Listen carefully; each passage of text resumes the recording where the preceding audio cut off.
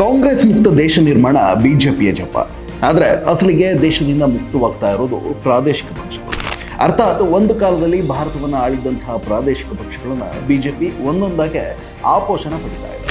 ಇತ್ತೀಚಿನ ಉದಾಹರಣೆ ಅಂದರೆ ಪಶ್ಚಿಮ ಬಂಗಾಳದಲ್ಲಿ 15 ವರ್ಷಗಳ ಕಾಲ ಆಳಿದಂತಹ ರಾಷ್ಟ್ರ ರಾಜಕಾರಣದಲ್ಲಿ ಗಟ್ಟಿ ಧ್ವನಿಯಾಗಿದ್ದ ಟಿಎಂಸಿ ಪಕ್ಷವನ್ನು ಬಿಜೆಪಿ ನುಚ್ಚುನೂರು ಮಾಡಿದೆ. ಎಡಪಕ್ಷಗಳನ್ನು ಮಟ್ಟ ಹಾಕುವ ಸಲುವಾಗಿ ಯಾವ ಸಂಘಟನೆಯ ಜೊತೆ ಅಂದು ಮಮತಾ ಬ್ಯಾನರ್ಜಿ ಕೈ ಜೋಡಿಸಿದ್ರು, ಅದೇ ಸಂಘಟನೆ ಇವತ್ತು ಹೆಬ್ಬಾವಾಗಿ ಪಕ್ಷವನ್ನೇ ನೇಮ ಹಾಕ್ತಾ ಇದೆ.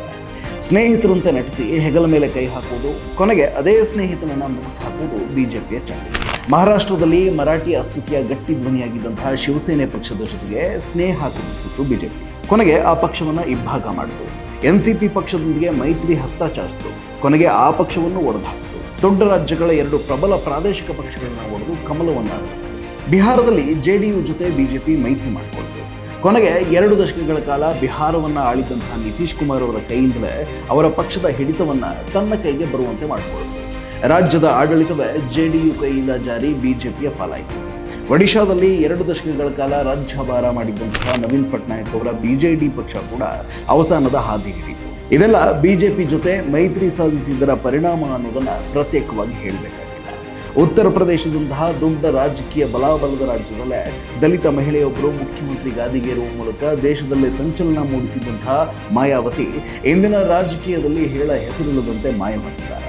ಅಂದಿನ ಬಿಎಸ್ಪಿಯ ವೋಟ್ ಬ್ಯಾಂಕ್ ಬಿಜೆಪಿಯ ವೋಟ್ ಬ್ಯಾಂಕ್ ಆಗಿ ಪರಿವರ್ತನೆಗೊಂಡು ವರ್ಷಗಳೇ ಕಳೆದಿದ್ದಾವೆ. ತಮಿಳುನಾಡಿನಲ್ಲಿ ಎಐಎಡಿಎಂಕೆ ಜೊತೆಗೆ ಮೈತ್ರಿ ಸಾಧಿಸಿದಂತಹ ಬಿಜೆಪಿ ಕೊನೆಗೆ ಆ ಪಕ್ಷವನ್ನು ಒಡೆದು ಚೂರಾಗುವಂತೆ ಮಾಡಿತು. ಪ್ರಸ್ತುತ ಬಿಜೆಪಿಗೆ ಅಲ್ಲಿ ನೆಲೆಯೂರೋಕ್ಕೆ ಸಾಧ್ಯವಾಗದೇ ಇರಬಹುದು. ಆದರೆ ಮುಂದೊಂದು ದಿನ ಎಐಎಡಿಎಂಕೆಯನ್ನು ಸಂಪೂರ್ಣವಾಗಿ ಆಪೋಷಣೆಗೈದು ಅದರ ಜಾಗದಲ್ಲಿ ಕಮಲವನ್ನು ಅರಳಿಸುವಂತಹ ಸಾಧ್ಯತೆಯನ್ನು ತಳ್ಳಿ ಹಾಕಿಲ್ಲ. ಕರ್ನಾಟಕದ ಜೆಡಿಎಸ್ ಪರಿಸ್ಥಿತಿ ಏನಾಗಿದೆ? ಸ್ವತಃ ಪಕ್ಷದ ಸ್ಥಾಪಕ ಎಚ್.ಡಿ. ದೇವೇಗೌಡರೇ ಬಿಜೆಪಿಗೆ ಶರಣಾಗಿ ಹೋಗಿದ್ದಾರೆ. ಜೆಡಿಎಸ್ ಕಾರ್ಯಕರ್ತರೆಲ್ಲ ಇವತ್ತು ಕೇಸರಿ ಶಾಲ್ ಹಾಕೊಂಡು ಓಡಾಡ್ತಿದ್ದಾರೆ. ಎನ್ಡಿಎ ಮೈತ್ರಿ ಪಾಳ್ಯದ ದೀರ್ಘಾವಧಿ ಸ್ನೇಹಿತನಾಗಿದ್ದಂತಹ ಪಂಜಾಬ್ನ ಶಿರೋಮಣಿ ಅಕಾಲಿದಳದ ವೋಟ್ ಬ್ಯಾಂಕ್ ಈಗ ಬಿಜೆಪಿ ಪಾಲಾಗಿದೆ. ಈಗ ಬಿಜೆಪಿಯ ಕೈ ಆಂಧ್ರ ಪ್ರದೇಶದ ಮುಖ್ಯಮಂತ್ರಿ ಚಂದ್ರಬಾಬು ನಾಯ್ಡು ಅವರ ಹೆಗಲ ಮೇಲಿದೆ. ಆದರೆ ರಾಜಕೀಯ ಪಟ್ಟುಗಳನ್ನು ಅರೆದು ಕುಡಿದಿರುವಂತಹ ನಾಯ್ಡು ಅಷ್ಟು ಸುಲಭವಾಗಿ ಬಿಜೆಪಿಯ ಬಲಿಕ ಬಕರ ಆಗೋದಿಲ್ಲ. ಆದರೂ ಅಂತಹ ಹುಟ್ಟು ಹೋರಾಟಗಾರ ದೇವೇಗೌಡರೇ ಬಲಿಯಾಗಿರುವಾಗ ಚಂದ್ರಬಾಬು ನಾಯ್ಡು ಯಾವ ಲೆಕ್ಕ ಅಂತ ಅನಿಸ್ತಾ ಇರೋಲ್ಲ.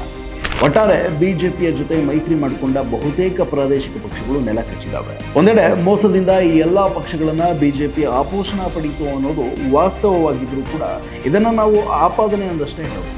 ಪ್ರಾದೇಶಿಕ ಪಕ್ಷಗಳು ನೆಲ ಕಚ್ಚೋಕೆ ಸೈದ್ಧಾಂತಿಕ ಸ್ಪಷ್ಟತೆ ಇಲ್ಲದೇ ಇರೋದು ಕೂಡ ಪ್ರಮುಖ ಕಾರಣ ಅನ್ನೋದನ್ನ ನಿಸ್ಸಂಶಯವಾಗಿ ಹೇಳಬಹುದು. ಹಾಗೆ ನೋಡಿದ್ರೆ ಚುನಾವಣಾ ರಾಜಕಾರಣದ ಲೆಕ್ಕಾಚಾರಕ್ಕಾಗಿ ಜಾತ್ಯತೀತ ನೆಲೆಗಟ್ಟಿನಲ್ಲಿ ಅಥವಾ ಪ್ರಬಲ ಜಾತಿ ಸಮುದಾಯಗಳ ತೆಕ್ಕೆಯಲ್ಲಿ ಅರಳಿದಂತಹ ಈ ಪ್ರಾದೇಶಿಕ ಪಕ್ಷಗಳು ಕೋಮುವಾದಿ ನೆಲೆಯಲ್ಲಿ ಹುಟ್ಟಿಕೊಂಡಂತಹ ಪಕ್ಷದ ಜೊತೆ ಮೈತ್ರಿ ಕುದುರಿಸಿಕೊಂಡಿದ್ದೆ ಅವುಗಳ ಅವಸಾನದ ಮೊದಲ ಹೆಜ್ಜೆ ಅನ್ನಿದೆ. ಅದರ ಪರಿಣಾಮವನ್ನು ಇಂದು ಹೆಚ್ಚಿನ ಪ್ರಾದೇಶಿಕ ಪಕ್ಷಗಳು ಅನುಭವಿಸ್ತಾ ಇದ್ದಾವೆ. ಒಕ್ಕೂಟ ವ್ಯವಸ್ಥೆಯ ಲೋಪದೋಷಗಳ ಬಗ್ಗೆ ಗಟ್ಟಿಯಾಗಿ ಮಾತನಾಡಲಾಗದ ಪೊಳ್ಳುತನ, ಅಧಿಕಾರ ರಾಜಕಾರಣಕ್ಕೆ ಬಲಿಯಾಗಿ ಪ್ರಾದೇಶಿಕ ಹಿತಾಸಕ್ತಿಗಳನ್ನು ಕಾಯಲಾಗದ ಎಡಬಿಡಂಗಿತನ, ಸೈದ್ಧಾಂತಿಕ ದಿವಾಳಿತನ ಇವು ಪ್ರಾದೇಶಿಕ ಪಕ್ಷಗಳು ಇವತ್ತು ಅವಸಾನದ ಹಾದಿಯಲ್ಲಿ ಅತಿ ವೇಗದಲ್ಲಿ ಸಾಗೋಕೆ ಕಾರಣವಾಗಿರುವಂತಹ ಪ್ರಮುಖ ಅಂಶಗಳು. ಈ ನಡುವೆನೂ ಬಿಜೆಪಿ ಜೊತೆ ಮೈತ್ರಿ ಮಾಡಿಕೊಂಡ ಬಳಿಕವೂ ಬಚಾವಾದಂತಹ ಏಕೈಕ ಪಕ್ಷ ಅಂತ ಒಂದಿದ್ರೆ ಅದು ಜಮ್ಮು ಕಾಶ್ಮೀರದ ಮೆಹಬೂಬಾ ಮುಫ್ತಿ ಅವರ ನೇತೃತ್ವದ ಪಿಡಿಪಿ ಪಕ್ಷ. ಒಂದರ್ಥದಲ್ಲಿ ಪ್ರಾದೇಶಿಕ ಪಕ್ಷಗಳ ಅವಸಾನದಿಂದ ಬಿಜೆಪಿಯಷ್ಟೇ ಕಾಂಗ್ರೆಸ್ ಪಕ್ಷಕ್ಕೂ ಲಾಭವಾಗ್ತಿದೆ ಅಂತ ತಪ್ಪಿಲ್ಲ. ಈ ಬೆಳವಣಿಗೆಯಿಂದಾಗಿ ಮುಂದಿನ ದಿನ ರಾಷ್ಟ್ರ ರಾಜಕಾರಣದಲ್ಲಿ ಕಾಂಗ್ರೆಸ್ ವರ್ಸಸ್ ಬಿಜೆಪಿ, ಪ್ರಜಾಪ್ರಭುತ್ವ ವರ್ಸಸ್ ಸರ್ವಾಧಿಕಾರತ್ವ, ಸಂವಿಧಾನ ವರ್ಸಸ್ ಮನುವಾದ ಎಂಬ ನೆಲೆಗಟ್ಟಿನಲ್ಲಿ ನೇರ ಹಣಾಹಣಿಗೆ ದೇಶ ಸಜ್ಜಾಗ್ತಿದೆ ಅಂದರೆ ಅತಿಶಯೋಕ್ತಿ ಏನಲ್ಲ.